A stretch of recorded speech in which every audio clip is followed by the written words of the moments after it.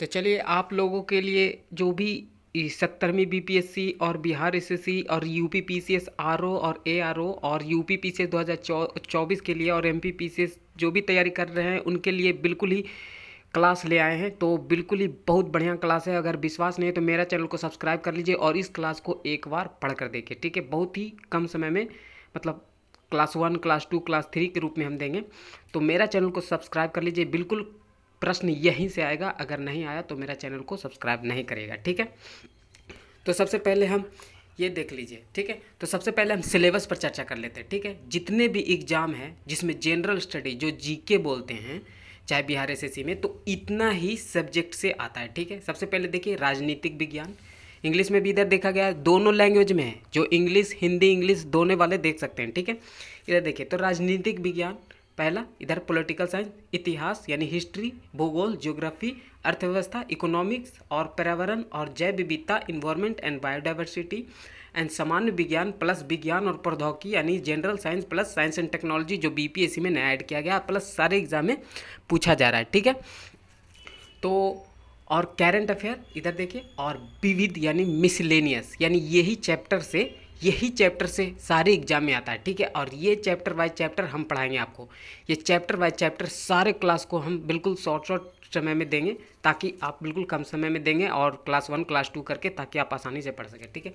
तो इतना ही वो सब्जेक्ट है जिसे आपको पढ़ना है। तो सबसे पहले हम ये जो क्लास शुरू किए राजनीतिक विज्ञान यानी पॉलिटिकल साइंस का पूरा हम आपको पढ़ाएंगे, ठीक है, चैप्टर बाय चैप्टर, ठीक है। तो सबसे पहले इसी का क्लास शुरू करते हैं। मेरा चैनल को सब्सक्राइब ना किए हैं तो मेरा चैनल को जरूर से सब्सक्राइब कर लें, ठीक है। तो सबसे पहले आप देखते हैं, ठीक है, हिंदी और इंग्लिश दोनों भाषा में पढ़ सकते हैं। सबसे पहले देखिए पॉलिटिकल साइंस का सबसे पहला चैप्टर हम आपको गवर्नर यानी राज्यपाल के बारे में पढ़ाते हैं, ठीक है। यहाँ पर लिखा हुआ है कि भारत का संविधान संघात्मक है, ठीक है, इंग्लिश में ही पढ़ाएंगे, पहले हिंदी वाली देख लेते हैं, ठीक है। भारत का संविधान संघात्मक है, इसमें संघ और राज्यों के शासन के संबंध में प्रावधान किया गया है, ठीक है। इंग्लिश वाले भी देख सकते हैं, देखिए इंग्लिश वाले भी पढ़ सकते हैं, ठीक है। भारत का संविधान संघात्मक है यानी कि भारत 28 राज्यों का संघ है, इसलिए इसे संघात्मक बोलते हैं, ठीक है। इसमें संघ और राज्यों के शासन के संबंध में प्रावधान किया गया है, ठीक है। संविधान के भाग 6 में राज्य शासन के लिए प्रावधान है, ठीक है। यहाँ पर देखिए हम डिटेल वाइज पढ़ा रहे हैं, हम अभी तक यूट्यूब पे ऐसा क्लास नहीं है, अगर आप नहीं है तो पढ़कर देख लीजिए, सब में सिर्फ फैक्ट है। मेरा चैनल पढ़ने के बाद आप यूपीएससी का क्लास अगर क्वेश्चन नहीं सॉल्व हुआ तो भी मेरा बात, ठीक है, तो आप मेरा चैनल तब आप खुद जज कर लीजिएगा, ठीक है, कि ठीक है यूपीएससी का भी क्वेश्चन आप सॉल्व कर सकते हैं। तो यूपी पीसीएस आप आसानी से, बीपीएससी आसानी से पढ़ सकते हैं, ठीक है। तो भाग 6, ठीक है, तो भाग 6 में राज्य शासन यानी गवर्नर मुख्यमंत्री, ये स्टेट शासन के बारे में जिक्र है, ठीक है। तो यहाँ से भी डायरेक्ट फैक्ट आता है कि भाग 4 में क्या है, ठीक है। तो भाग 4 में स्टेट एडमिनिस्ट्रेशन यानी कि राज्य शासन के बारे में प्रावधान, ठीक है, प्रावधान किया गया है, ठीक है। यह प्रावधान जम्मू और कश्मीर में भी लागू हो गया है, ठीक है, क्योंकि अब तो 370 हट गया, 370 2018 में हटा, ये याद रखिए, 2019 में, सॉरी 2019 में हटाए, तो याद कर लीजिएगा, ये भी प्रश्न आता है। अब वहाँ पे 2 केंद्र शासित प्रदेश बने, लद्दाख और एक जम्मू कश्मीर, ठीक है।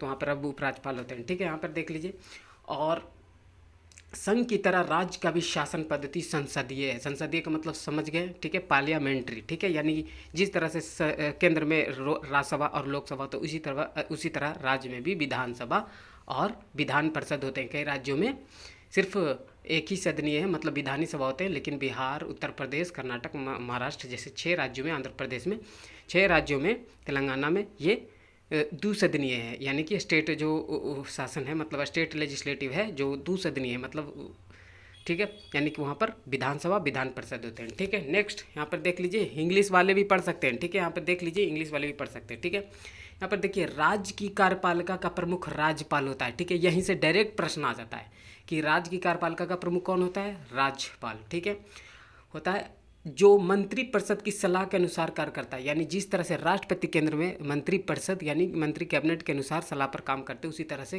राज्य में भी राज्यपाल जो है मंत्री परिषद के सलाह पर काम करते हैं, ठीक है।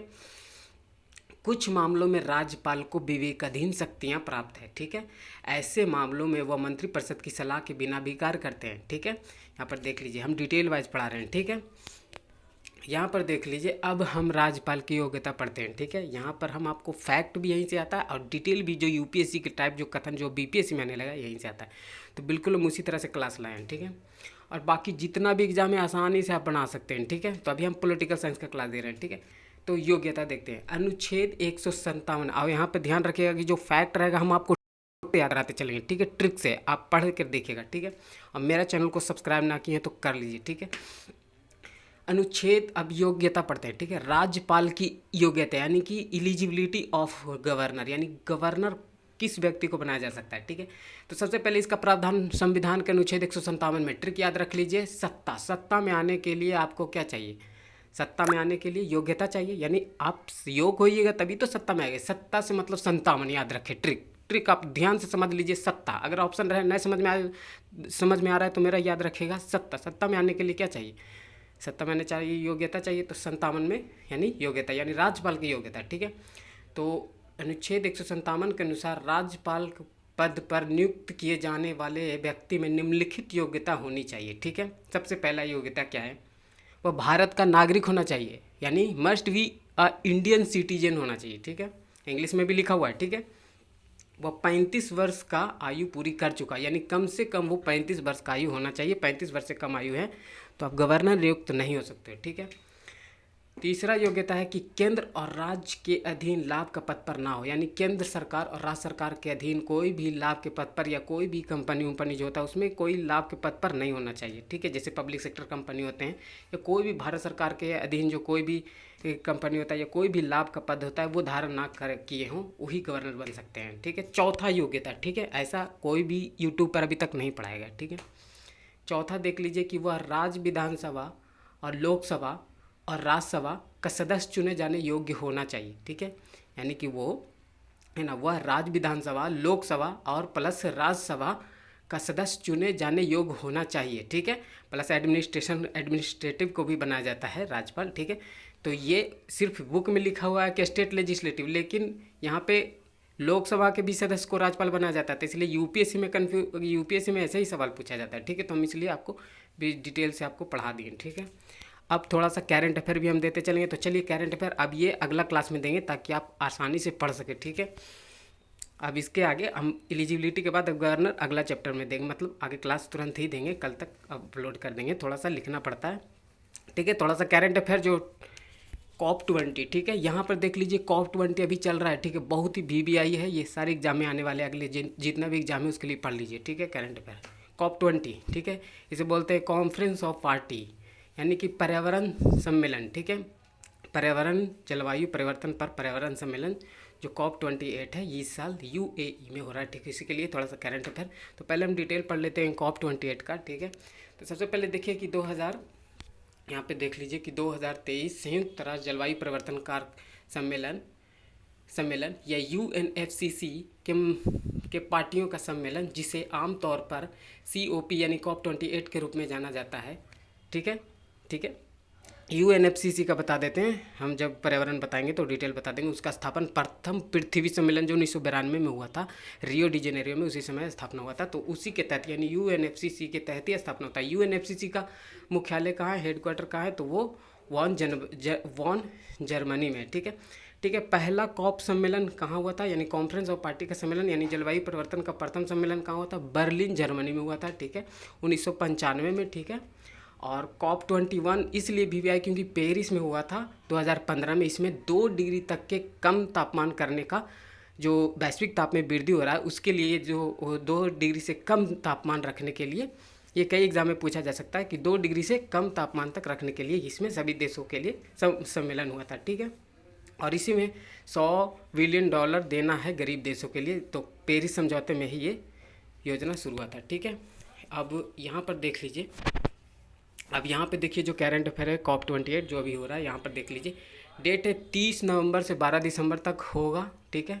कहाँ होगा, तो expo city Dubai, United Arab अमीरात में, ठीक है, यूनाइटेड अरब अमीरात में, ठीक है। ऑर्गेनाइजेशन तो जान ही रहे कि कहाँ पर हो रहा है, तो किस देश में हो रहा है, यूनाइटेड अरब अमीरात में, ठीक है। अब किस संस्था द्वारा होता है, UNFCCC मेंबर पार्टी, मतलब कि भारत सहित 160 देश इसमें भाग ले रहे हैं, ठीक है।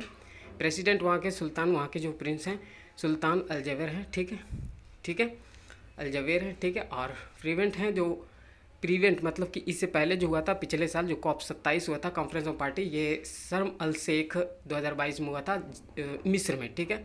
तो मेरा चैनल को सब्सक्राइब कर लेंगे अगले क्लास के लिए, ठीक है।